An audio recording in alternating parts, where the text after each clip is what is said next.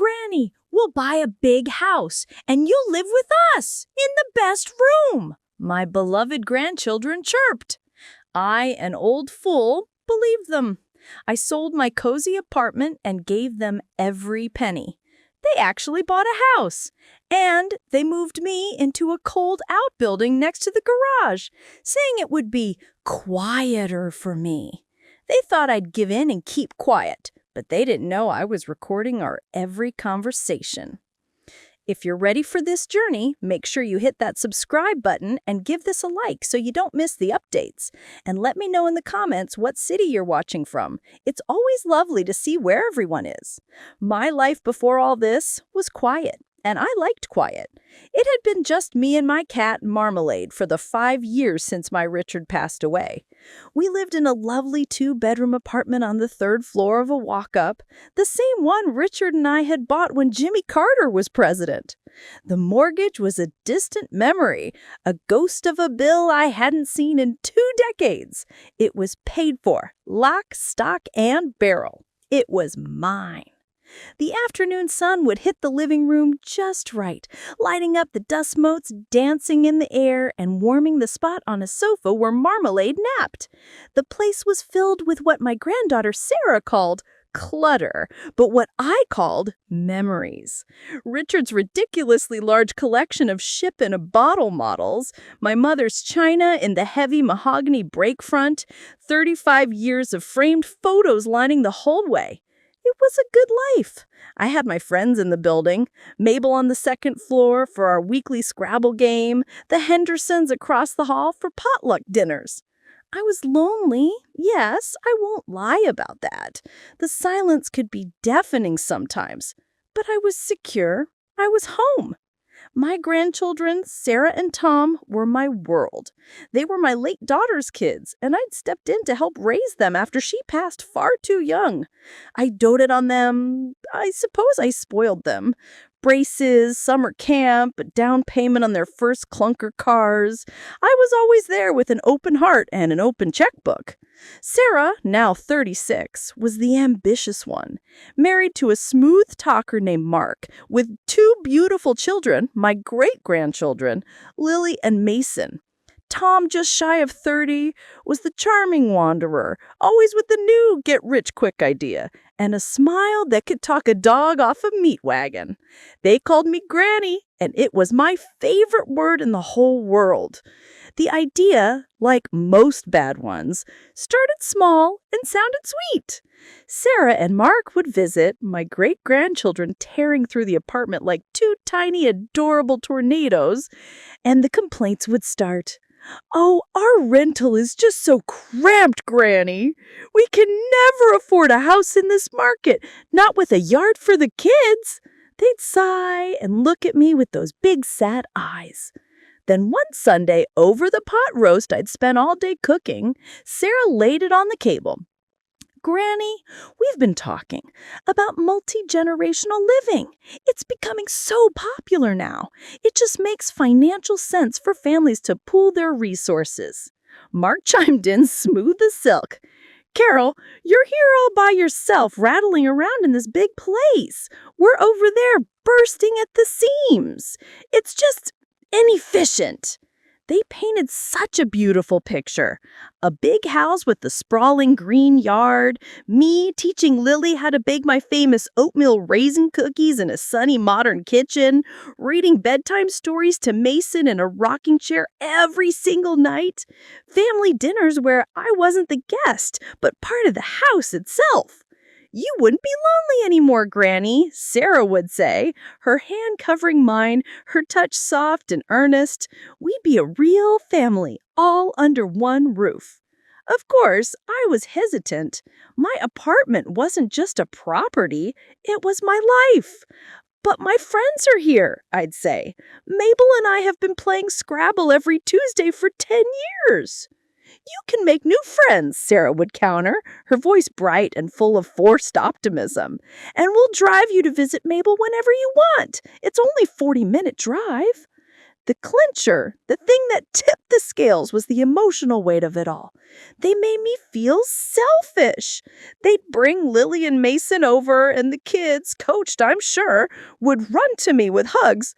"We want you to come live with us, Granny. Please, please, please." A 4- and 6-year-old wrapping their sticky arms around your neck, looking at you with all the love in their hearts. It's a weapon of mass destruction. I felt like the villain in a fairy tale, the grumpy holdout standing in the way of my family's perfect happiness. They promised me the world. They promised me I'd be a part owner, that my name would be on the deed right alongside theirs. "It's your money that's making this possible, Granny," Mark said, looking me straight in the eye. "It's the only fair way." I was an old fool, high on a fantasy of family and purpose, and I said yes. They had an answer for every single one of my worries. Looking back, it was all too perfect, too smooth. And just when I thought my last concern was settled, Sarah's husband, Mark, came up with a final piece of financial advice that should have sent me running for the hills. Stick with me, because you'll want to see how this brilliant little plan of theirs was put together, piece by devious piece. The first step was hiring a realtor. Not my choice, of course. Sarah had a friend, a shark in a blazer named Jessica, who descended on my apartment with a clipboard and a camera. She talked about staging and curb appeal, and within a week, my cozy home was transformed into a sterile beige showroom. My things, my life, were packed into boxes and stacked in a corner covered by a white sheet. It sold in less than a month, for a price that made my head spin. I had never seen so many zeros on a piece of paper. I felt a deep, wrenching sadness as I signed the closing papers, handing over the keys to the only home I'd known for half my life. But I smiled through it, picturing Lily and Mason's happy faces. The money, all of it, a fortune to a woman like me who grew up clipping coupons, was deposited directly into a brand new joint bank account, an account I shared with Sarah. "It's just to make the down payment and closing process easier on the new house, Granny," Mark had explained, patting my arm in that condescending way of his. "All the funds in one place, cuts down on the red tape." I was so caught up in packing and the emotions of the move that I didn't question it. I was in a fog of nostalgia and nervous excitement, and I just signed where they told me to sign. They found the house almost immediately. It was in a newer suburban development, one of those places where every house looks vaguely the same and the trees are all skinny teenagers. But it had a big, fenced-in yard, a 2-car garage, and a kitchen with granite countertops. It also had what they excitedly called the in-law suite. It was a small, separate structure in the backyard connected to the garage. "Total privacy for you, Granny," Sarah chirped over the phone. "You won't have to listen to our loud music or the kids screaming at 6 in the morning. It'll be your own little peaceful retreat." It sounded idyllic. It sounded perfect. Moving day was utter chaos. Their moving van arrived first, disgorging a mountain of furniture and boxes. My boxes, the ones filled with my 35 years of memories, were unceremoniously stacked inside the garage. "Just for now, Granny," Tom said, flashing that easy grin. "We'll get you sorted out in a day or two." I spent the first 2 nights in the new house on a lumpy air mattress in the corner of their family room, feeling like a guest, a displaced, slightly bewildered guest. Marmalade, bless his heart, hid under a sofa and refused to come out. On the 3rd day, Sarah took me by the arm. "Come on, Granny, let's go see your place. Mark and Tom got your bed set up." She led me out the back door, across a patch of damp grass, to the door of the outbuilding. She opened it with a flourish. The smell of stale paint, cold concrete, and a faint whiff of oil hit me first. This was not an in-law suite. This was a converted garage, a poorly converted one at that. The floor was gray painted concrete, cold under my feet. The walls were uninsulated drywall with seams showing through a hasty coat of cheap white paint. There was a single, small window that looked directly at the back of the neighbor's vinyl fence. My sturdy old bed and one nightstand were crammed against a wall, looking out of place and sad. In a corner, they had placed a mini fridge and a hot plate on a flimsy card table. The bathroom was a tiny closet with a plastic stall shower and a toilet. My beautiful armchair, the one Richard and I had picked out together, was nowhere to be seen. I stood there, in the doorway, and the world seemed to tilt on its axis. "Sarah," I said, my voice barely a whisper, "this isn't a suite. This is a shed. Where is my room in the house?" She didn't meet my eyes. She busied herself by straightening a pillow that was already straight. "Granny, don't be dramatic. This is much better. It's private. You need your peace and quiet at your age. Besides," she finally looked up, and her expression wasn't apologetic. It was annoyed. "The kids need their own rooms and Mark needs an office. We just don't have the space we thought we would have. We're letting you live here. You should be grateful." Grateful. The word echoed in the cold, damp air. My entire life's savings, every penny Richard and I had worked for, every sacrifice we'd made, had bought this magnificent house, and I was being told to be grateful for the privilege of living in that shed behind it? The full, horrifying reality of the situation washed over me in an icy wave. The joint bank account, their friend the realtor, Mark's financial advice, their constant assurances. It hadn't been a plan to bring the family together. It had been a heist, a long, carefully orchestrated con to steal my life's nest egg. My heart shattered, but something else happened in that moment. As the betrayal settled deep into my bones, a cold, hard rage I hadn't felt in years began to smolder. My hand, trembling with fury, slipped into the pocket of my cardigan. My fingers found the smooth, cool glass of the smartphone my son, my other daughter's boy, had given me for my birthday. I remember him showing me the features. "Look, Mom, this little red icon is a voice recorder. It's great for making grocery lists so you don't forget things." I looked at Sarah, her face a mask of false concern, and I asked her, my voice surprisingly steady, "So, to be clear, Sarah, my $500,000 bought you this house, and my room is the garage?" Her sigh was full of impatience. "Granny, you're not listening. It's for the best. And you're not to talk about money like that. It's crass." As she spoke, my thumb slid across the screen, found the little red icon, and pressed it.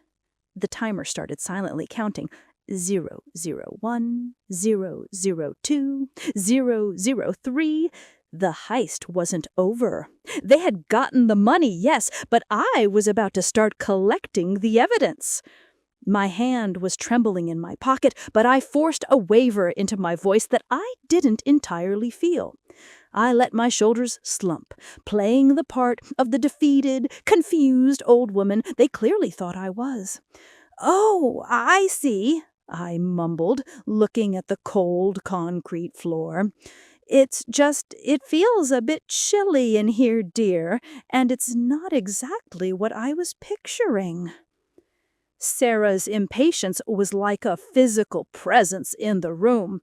"We'll get you a space heater, Granny. Look, we're all still unpacking. It's a mess. Just give it a week, and it'll start to feel like home." She patted my arm again, a gesture that was meant to be comforting, but felt more like a dismissal. "Now, I've got to go get started on dinner. The kids are starving." And with that, she turned and walked back to the big, warm house, the house I paid for, leaving me standing in the doorway of my new life, my prison. I stood there, until I heard the sliding glass door of the main house click shut. I took a deep breath, pulled the phone from my pocket, and carefully pressed the save button. I named the file Conversation 1, The Shed. The first few weeks were a special kind of hell, composed of 1,000 tiny cuts. They gave me a space heater, a tiny little thing that rattled and barely took the edge off the bone-deep chill that rose from the concrete floor. My boxes from the apartment remained in the garage, a towering, mocking wall of cardboard. "We'll get to them this weekend, Granny," Mark would say, not even looking up from his phone as he walked past. The weekend would come and go, filled with the sounds of their family life, the kids splashing in a new inflatable pool, the sizzle of burgers on the grill, while I sat in my shed reading a book under my single bare bulb. My access to the main house was tacitly understood. I could come in to use the microwave for my instant oatmeal in the morning and again in the evening for my canned soup, but I was to stay out of the way. I became a ghost in my own home, tiptoeing around the edges of their lives. Once I started to tell Lily about the ship-in-a-bottle collection, wanting to unpack one for her. Sarah swooped in immediately. "Don't fill her head with dusty old things, Granny. Besides, all that glass is a safety hazard." The boxes remained sealed. The kitchen, which they had described in such detail for me, "You'll love baking with Lily here," became foreign territory. I tried once to make my oatmeal cookies. Sarah came in, sighed loudly, and started wiping down the counter right next to where I was working. "Granny, you're making such a mess. Flour gets everywhere. Can't you just buy cookies at the store?" I never tried to bake in her kitchen again. Marmalade hated it. He'd gone from being the king of a sun-drenched third-floor kingdom to a prisoner in a cold 300-square-foot box. He'd sit on the one windowsill staring at the birds he couldn't get to, his tail twitching in silent feline fury. His unhappiness was a mirror of my own. He was my only confidant. I'd sit on the edge of my bed, stroking his soft orange fur, and whisper all my plans to him. "They think we're done for, Marmalade," I'd say into his ear, "but we're just getting started." The recording became a ritual. My son, David, my late younger daughter's boy, had been so patient with me, teaching me how to use the smartphone. David was a good boy, a software engineer out in Colorado. Sarah and Tom had never been close with him. They called him a nerd. But David had a good heart. He checked in with me every Sunday. I knew if I told him what was happening, he'd be on the next flight, ready to wage war. But I wasn't ready. A man's outrage is loud, but a woman's fury, properly channeled, can be so much more precise. I needed to do this myself. I just needed to gather my ammunition first. I started every morning by making sure the phone was fully charged. Before I'd go near the main house, I'd open the voice recorder app, press record, and slip it into my deep cardigan. My old lady sweater, as Sarah called it, became my secret weapon. And Lord, did they talk! They seemed to think that my age had made me deaf as well as daft. Mark was the worst. He loved the sound of his own voice, especially when he was being condescendingly brilliant. I'd sit at the corner of their big kitchen island, pretending to be engrossed in a crossword puzzle, and listen. "No, we can't write up a rental agreement for her," I recorded Mark telling Sarah one evening. The recorder was less than 5 feet away, nestled in my pocket. "Think about the taxes, honey. If she's a tenant, we have to claim that income. This way she's just family, living with us. Clean, simple." "What about the money, though?" Sarah asked, her voice hushed. "Let me handle it." Mark's voice was slick with self-satisfaction. The money from her apartment was a gift. It was a generous, loving gift from a mother to her grandchildren to secure their future. We documented it as such. We paid the gift tax. It's all perfectly legal and above board. In fact, we did her a favor. If she just kept it in her bank account, the government could take most of it for elder care if she ever needs a facility. He was so proud of his own cleverness, so sure he had me wrapped around his finger. But a funny thing happens when you talk too much. You start telling on yourself. And my little red recorder was taking perfect notes. Don't go anywhere, because the lies were about to build a house of cards, and I was about to find the perfect breeze to knock it all down. Tom, my grandson, was less slick than Mark, but just as cruel in his own thoughtless way. He'd come over on weekends, mostly to borrow money from his sister. He'd pop his head into my shed. "Still kickin', Granny," he'd say, as if I were a house plant. One Saturday afternoon, I was walking back from the main house after using the bathroom, and I heard them laughing with Mark on the new patio they'd had built with the last of my money. I paused behind a big azalea bush. "Seriously, man, you guys scored. Her entire nest egg for that little shack out back. It's genius." "She has everything she needs," Mark replied, the sound of ice clinking in a glass. "A roof over her head, 3 hots and a cot, as they say. And we get to give the kids the kind of childhood we never had.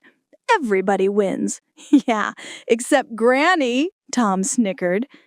The laughter cut deeper than any insult. I waited until they went inside before continuing my walk back to the shed. I saved the recording as Tom, Genius Heist. Every conversation, every condescending remark, every casual admission of their con, I saved it, dated it, and gave it a name. My phone, once a simple device for calling my friends, was now a meticulously curated library of their greed.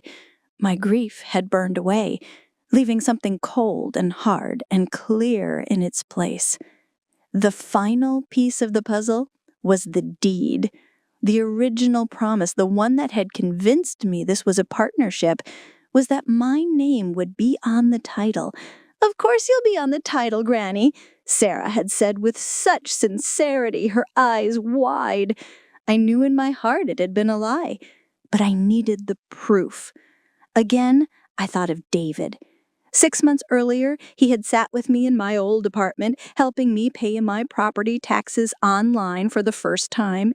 "See, Mom, it's all public record. You can go on the county assessor's website and look up any property. Who owns it, how much it's worth, what the taxes are. It's all right here."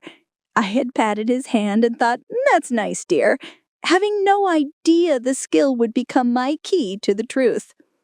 So, one Tuesday night, well after the main house was dark and quiet, I sat on my bed with my little laptop, the one I used for emails and looking up recipes. The Wi-Fi signal from the house was weak, but it was just strong enough. My fingers trembled as I typed Fairview County Property Assessor into the search bar. I found the website, a drab-looking government page. I navigated to the property search and typed in the address of the house. My house. My heart pounded against my ribs as I clicked search. The page loaded slowly, spinning a little blue circle, and then there it was, in stark black and white pixels.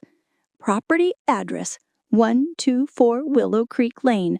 Owners, Mark J. Henderson and Sarah L. Henderson.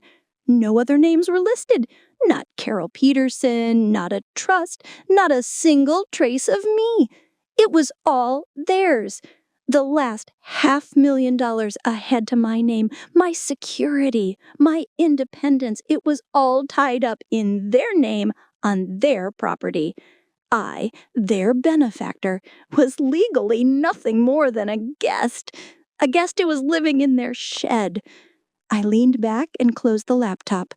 There was no rage anymore, no tears, just a profound, chilling clarity. They hadn't just moved me into the garage. They had erased me, and I knew with absolute certainty what I had to do next. Seeing their names and only their names on that digital document was like a splash of ice water to the face. The last bit of foolish hope I had that maybe it was all a misunderstanding, that they'd add my name later, evaporated. They had erased me. And a strange calm settled over me. It's the kind of calm you get when the worst thing you can imagine has already happened. There's nothing left to be afraid of. You're free. I spent the rest of that night not sleeping, but planning. I sat in my uncomfortable chair with marmalade purring on my lap like a tiny furry engine, and I went over everything in my head. I had the recordings, I had the deed. What I didn't have was a clear path forward. This wasn't a family squabble anymore. This was war, and every good general needs a brilliant strategist. The next morning, I made the call.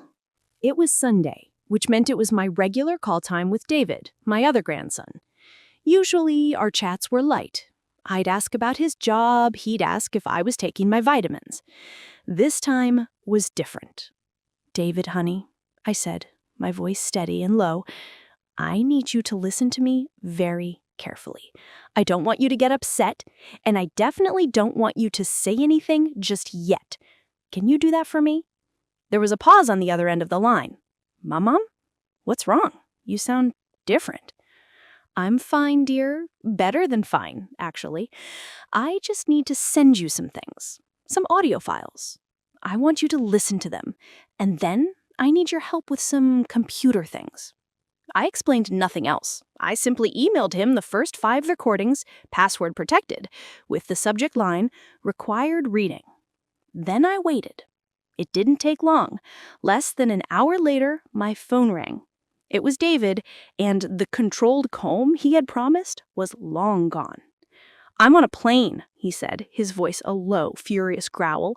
"I'm booking the next flight to Philly. I am going to tear Mark limb from limb." "No, David, you will do no such thing," I said firmly. "I forbid it. Getting angry is their game. It's loud, it's messy, and it's stupid. We are going to be smart. We are going to be quiet, and we are going to be absolutely surgical.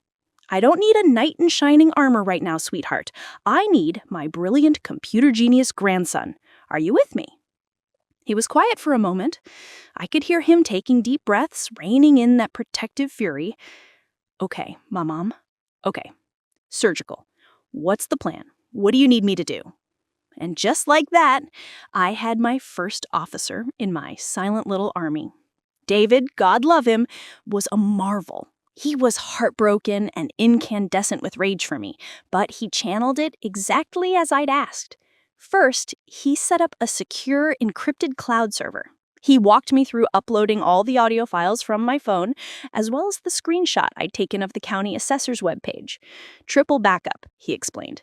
"Phone, cloud, and my server here in Colorado. They could throw your phone in a lake, and we'd still have everything." Next, he found a service that transcribed audio files into text documents with near-perfect accuracy. Within a day, we didn't just have recordings, we had time-stamped, searchable, written proof of every damning word they had said. Reading Mark's smarmy, self-congratulatory monologues in black and white made them even chilling. While David handled the digital fortifications, I handled the analog. He found me a lawyer. Not just any lawyer, but a woman named Evelyn Reed, a pit bull in a sensible pantsuit who specialized in elder financial abuse. Her website had a photo of a kind-looking woman with graying hair and a smile, but her client testimonials used words like relentless and unstoppable. She was perfect. I used some of the emergency cash I always kept squirreled away, a habit from my own mother I'll never give up, to take a taxi to her office downtown for a consultation. I was a nervous wreck walking into that big, fancy building, but the moment Evelyn Reed shook my hand, I felt a bit of my strength return. She wasn't patronizing. She didn't treat me like a dotty old fool who'd been tricked. She poured me a cup of tea and said, "Carol, start from the beginning. Don't leave a single thing out." I told her everything. The promises, the joint bank account, the realtor, the closing, the gift, the shed. When I finished, I pushed a manila envelope across her big polished desk. I also have this, I said. It's a full transcript of several conversations I've had with my granddaughter and her husband since I've been living here. Evelyn picked up the transcript and began to read. Her kind face slowly tightened, her brow furrowing. She was a fast reader. She went through 20 pages in what felt like 5 minutes. She would occasionally let out a small, sharp sigh.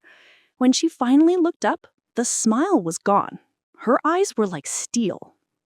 "Mrs. Peterson," she began, her voice crisp and clear, "what they've done is morally reprehensible, and, in my professional opinion, it's also legally actionable on several fronts. What Mark calls a gift could very well be construed by a judge as elder financial exploitation and undue influence given the circumstances. The verbal promises, the dependency they created, it's a classic textbook case." She paused, leaning forward. Now, we could sue them. A lawsuit would be long, messy, and public. It could take years to get your money back. And frankly, a jury can be a coin toss. She tapped a perfectly manicured finger on the stack of transcripts. "But this," she said, her voice dropping an octave, "this evidence is dynamite. It changes the game entirely. We don't have to play their game anymore." She was about to lay out a strategy that was so cunning and so perfect, it left me breathless. Stick with me, because he thought he was playing checkers, but we were about to unveil a chessboard he never even knew existed. "We are not going to sue them," Evelyn continued, leaning back in her leather chair. "Not yet, anyway. We are going to give them the opportunity to correct their grievous error in judgment. People like Mark, arrogant, thinks he's the smartest guy in the room, they are terrified of two things: public humiliation and having their perfect little world exposed for the fraud that it is." The plan she laid out was beautiful in its simplicity. We would do nothing illegal. We would do nothing violent. We would simply present the truth in a way they could not ignore. The first step, she advised, was to continue playing the part. Go home, Carol. Act sad. Act confused. But most importantly, I want you to make one more recording. I want you to ask Mark in the calmest voice you can manage for an accounting of your money. Ask him for a copy of the deed again. Tell him you're just confused and need to see it on paper for your own peace of mind. Let's see what he says when he thinks you're at your weakest. It was the hardest piece of acting I've ever had to do. That evening, I shuffled into the kitchen where Mark was paying bills at his laptop. Sarah was on the sofa, scrolling through her phone. "Mark," I said, my voice soft and quavering just a bit, "could I talk to you for a moment?" He looked up, annoyed at the interruption. "What is it, Carol?" My phone was recording from my cardigan pocket.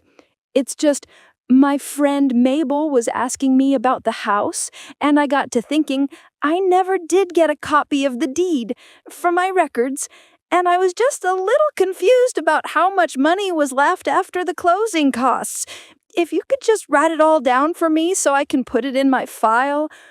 Mark sighed, that heavy, put-upon sound I had come to loathe. He literally took his glasses off and rubbed the bridge of his nose like I was the world's biggest inconvenience. "Carol, we've been over this. The money was a gift. It's not your money anymore. It's our money. It's invested in this property. It's securing a future for your great-grandchildren. Do you want to take that away from Lily and Mason?" He was laying the guilt on thick, turning it back on me. "As for the deed, you don't need a copy. It's filed with the county. Everything is fine. You are safe here. We are taking care of you. Now please, stop worrying about it. It's all handled." It was perfect. A clear, unequivocal denial of my right to my own financial information, topped with a healthy dose of emotional manipulation. I mumbled a thank you, shuffled back to my shed, saved the recording as the final piece, and emailed it to Evelyn and David. The trap was now set. All we had to do was wait for the right moment to spring it. David emailed back 10 minutes later. The audio is crystal clear, Mom. Evelyn's plan is ready to go. The time of meekness was over. The time for action was about to begin. The following week was the quiet before the storm. I stuck to my routine, making my sad little meals in the microwave, taking my short, supervised walks around the block. I kept interactions with Sarah and Mark to a minimum, offering only brief, vague answers when they spoke to me. I could feel their relief. In their minds, the money issue had been handled. The old woman had been put back in her box, both literally and figuratively. They thought I had accepted my fate. They had no idea I was merely watching the second hand on a clock, waiting for the precise moment to strike. That moment was Saturday.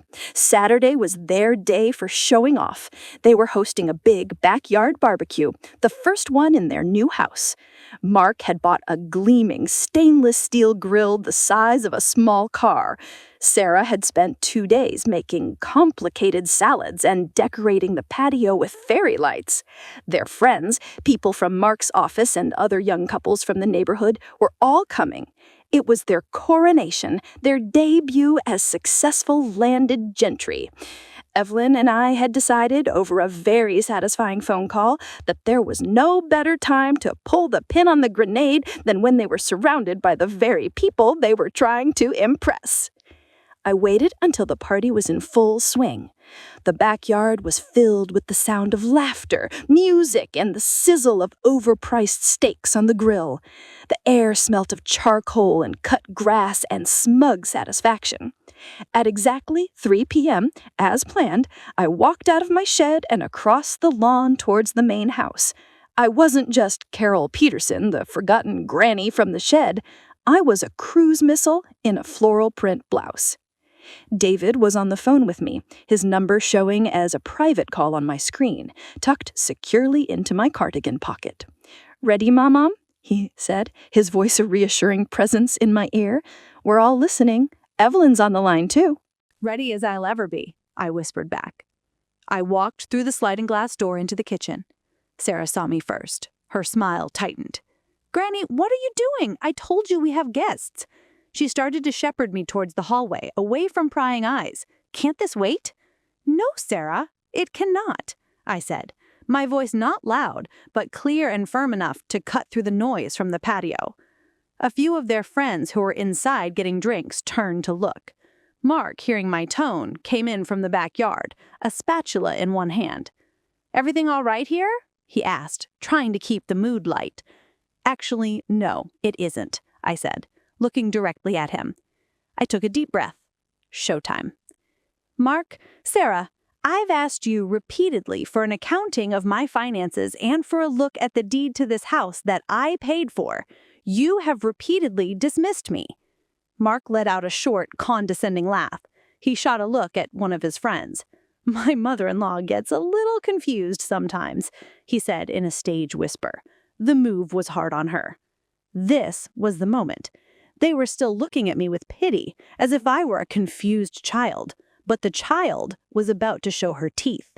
"You're going to want to hear this part." "I'm not confused, Mark," I said calmly. "I know for a fact my name isn't on the deed. I know for a fact that the $500,000 I gave you was documented as a gift. And I know for a fact that you moved me into a converted shed after promising me the best room in the house." The color drained from Sarah's face. Mark's plastic smile froze. "Now, Carol, you're being hysterical. You're upsetting our guests." "Am I?" I reached into my pocket, but instead of the phone, I pulled out a small folded piece of paper. It was a printed list David had helped me prepare. "Let me quote you directly, Mark, from our conversation on the evening of August 24th. You said the money from her apartment was a gift. It's all perfectly legal and above board. In fact, we did her a favor." I paused, letting his own words hang in the air. His jaw slacked. Sarah looked like she was going to faint on the pristine hardwood floor I'd paid for. "And Tom?" I continued, my voice unwavering. On September 7th, I believe you called my situation a genius heist and congratulated Mark on scoring my entire nest egg. Your exact words, Mark, in reply were, she has everything she needs, a roof over her head, 3 hots and a cot, as they say. The silence in the kitchen was absolute. The 2 friends who had been listening suddenly looked like they wanted to be anywhere else on earth. That's a lie, Mark, he hissed, his face turning a blotchy red. You're a senile, lying old woman. You're making this up. I don't have to make anything up. That's the wonderful thing about modern technology.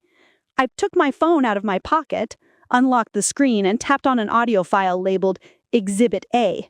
I held it up. Mark's voice, slick and confident and utterly damning, filled the quiet room. The money was a gift. We documented it as such. We paid the gift tax. It's all perfectly legal and above board. I stopped the recording. Mark stared at the phone in my hand as if it were a venomous snake. The blood had drained from his face. He looked from me to his friends, who were now backing away towards the door, their eyes wide. "You've been recording us?" Sarah whispered, her voice cracking. The reality of it, the sheer, beautiful, simple treachery of it was finally dawning on her. "Every single time you lied to me," I said, my voice like ice. "Every time you dismissed me, every condescending pat on the arm, it's all documented, dated, transcribed, and backed up in multiple secure locations. I have hours of it. Would you like to hear the part where you explain to Sarah that giving me a rental agreement would be a bad idea for your taxes?" Mark looked like he was going to be sick right there on the pristine hardwood floor I paid for.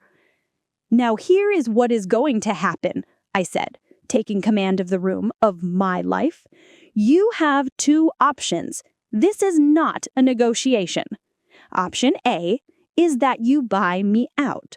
You have 1 month to secure a new mortgage on this house for the full amount I gifted you, plus an additional 5% for my pain and suffering, and transfer it to my new bank account. My lawyer has already drawn up the paperwork." I let that sink in. Their dream house had just become an anchor of debt around their necks. "Option B," I continued, "is that you refuse. If you refuse, 2 things will happen simultaneously.